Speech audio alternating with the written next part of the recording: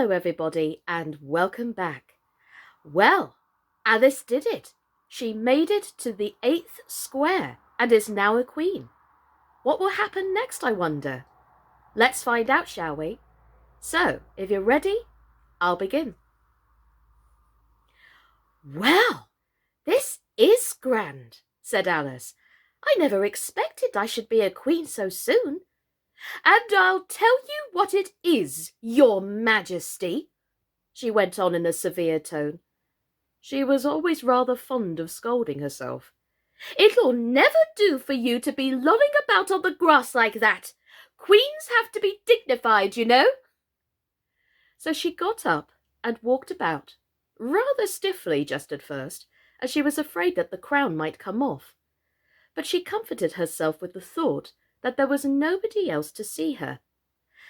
And if I really am a queen, she said as she sat down again, I should be able to manage it quite well in time.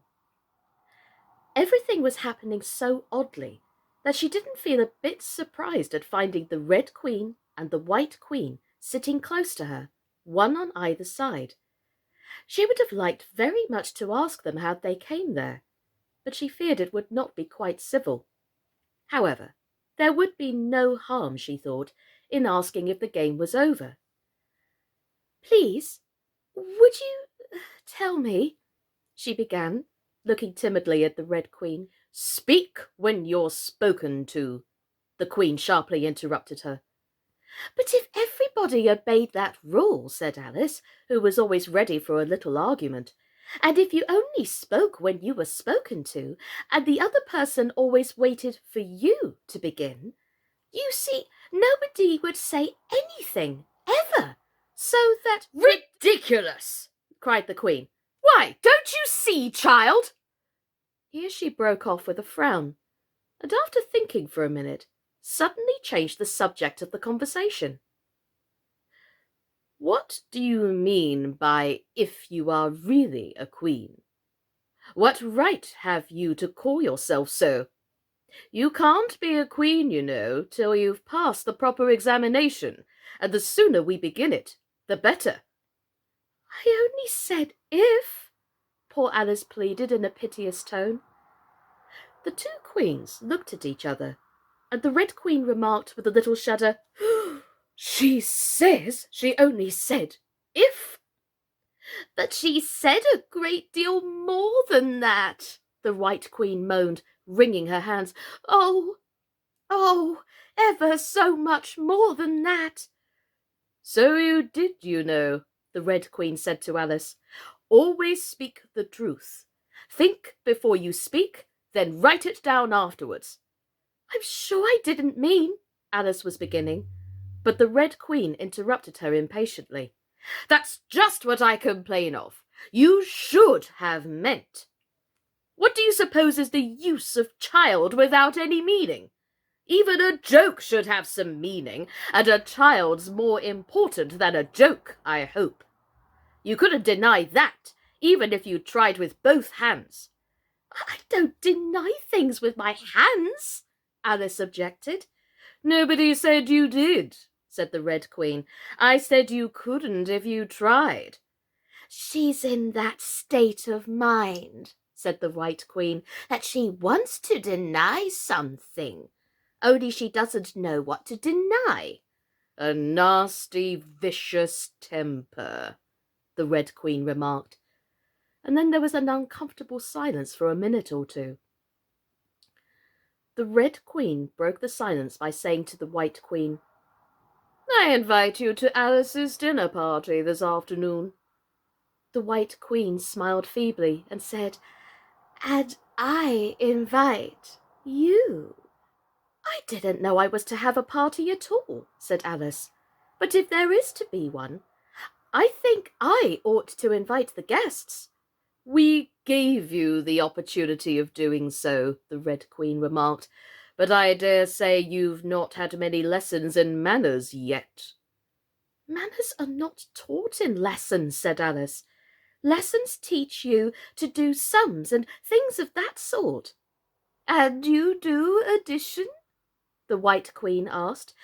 What? 1 and 1 and 1 and 1 and 1 and 1 and 1 and 1. I don't know, said Alice. I lost count. She can't do addition, the Red Queen interrupted. Can you do subtraction? Take 9 from 8.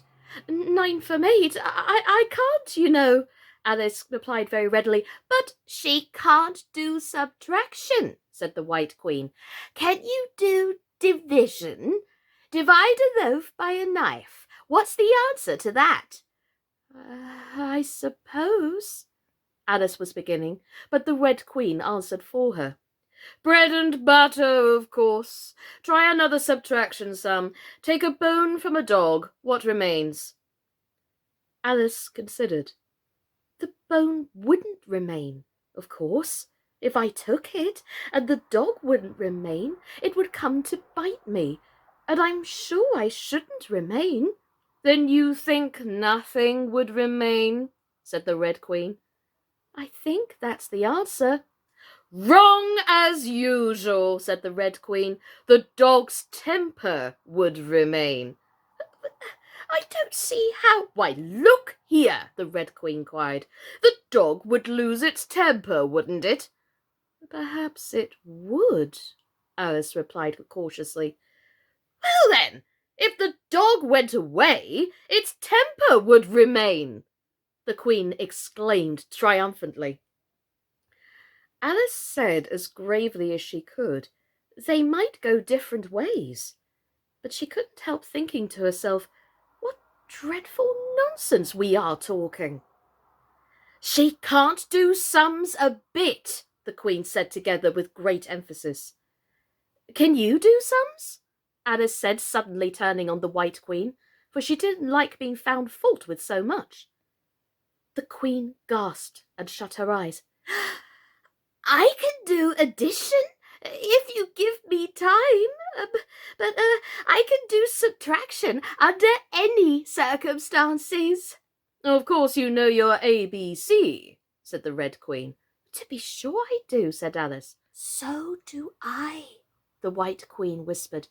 We'll often say it over together, dear. And I'll tell you a secret. I can read words of one letter. Isn't that grand? However, don't be discouraged. You'll come to it in time. Here the Red Queen began again. Can you answer useful questions? She said. How is bread made? I know that, Alice cried eagerly. You take some flour. Where do you pick the flour? The White Queen asked. In a garden or on the hedges? Well, it isn't picked at all, Alice explained. It's ground. How many acres of ground? Said the White Queen. You mustn't leave out so many things. I'll fan her head, the Red Queen anxiously interrupted. She'll be feverish after so much thinking. So they set to work and fanned her with bunches of leaves, till she had to beg them to leave off. It blew her hair about so. She's all right again now, said the Red Queen. Do you know languages? What's the French for fiddle-dee-dee? Fiddle-dee-dee's not English, Alice replied gravely. Whoever said it was, said the Red Queen. Alice thought she saw a way out of the difficulty this time. If you tell me what the language fiddle-dee-dee is, I'll tell you the French for it, she exclaimed triumphantly. But the Red Queen drew herself up rather stiffly and said, Real queens never make bargains. I wish queens never ask questions, Alice thought to herself. Oh, don't let us quarrel, the White Queen said anxiously. What is the cause of lightning? The cause of lightning, Alice said very decidedly, for she felt quite certain about this, is the thunder. Oh, no, she hastily corrected herself. I meant the other way. It's too late to correct it, said the Red Queen. When you've once said a thing, that fixes it, and you must take the consequences. Which reminds me, the White Queen said, looking down and nervously clasping and unclasping her hands. "We've had such a thunderstorm last Tuesday. I mean, one of the last set of Tuesdays, you know." Alice was puzzled. "In our country," she remarked, "there's only one day at a time." The Red Queen said, "That's a poor, thin way of doing things.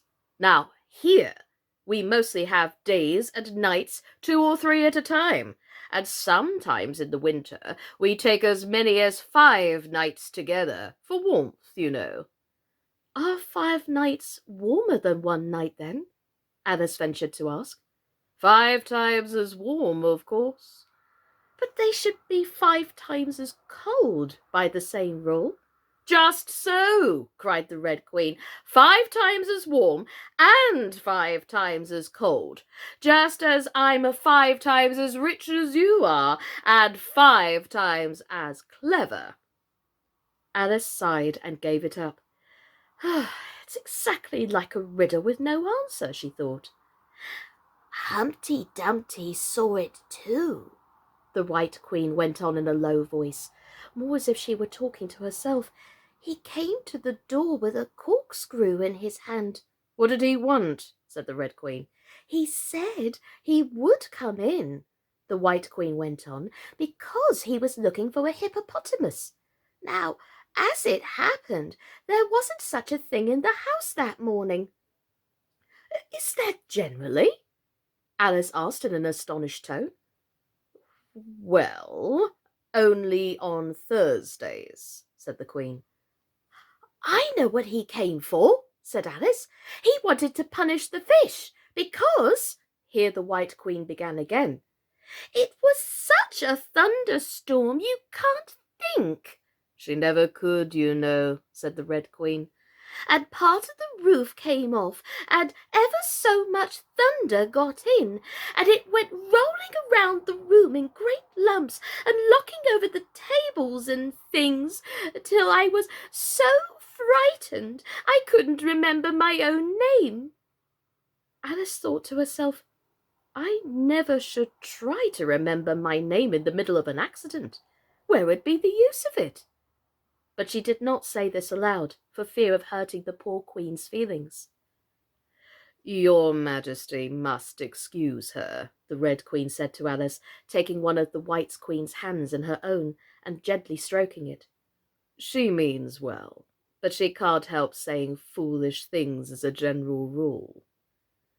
The White Queen looked timidly at Alice, who felt she ought to say something kind, but really couldn't think of anything at the moment. "She never was really well brought up," the Red Queen went on, "but it's amazing how good-tempered she is. Pat her on the head, and see how pleased she'll be." But this was more than Alice had courage to do. "A little kindness and putting her hair in papers would do wonders with her." The White Queen gave a deep sigh and laid her head on Alice's shoulder. "Oh, I am so sleepy," she moaned. "She's tired, poor thing," said the Red Queen. "Smooth her hair, lend her your nightcap, and sing her a soothing lullaby." "I haven't got my nightcap with me," said Alice, as she tried to obey the first direction, "and I don't know any soothing lullabies." "I must do it myself, then," said the Red Queen, and she began. "Hush-a-bye, lady, in Alice's lap, till the feast's ready, we've time for a nap. When the feast's over, we'll go to the ball. Red Queen and White Queen and Alice and oh." And And now you know the words, she added, as she put her head down on Alice's other shoulder. Just sing it through to me. Oh, I'm getting sleepy too. In another moment, both queens were fast asleep and snoring loud. What am I to do? Exclaimed Alice, looking about in great perplexity, as first one head, then the other rolled down from her shoulder and lay like a heavy lump in her lap. I don't think it ever happened before, that anyone had to take care of two queens asleep at once. No, not in the history of England. It couldn't, you know, because there never was more than one queen at a time. Oh, do wake up, you heavy things, she went on in an impatient tone. But there was no answer but a gentle snoring. The snoring got more distinct every minute and sounded more like a tune. At last she could even make out the words, and she listened so eagerly that when the two great heads vanished from her lap, she hardly missed them. Well, well, well, ladies and gentlemen, boys and girls, poor Alice is really going through it, isn't she? Tune in tomorrow to see how the rest of her queendom reigns.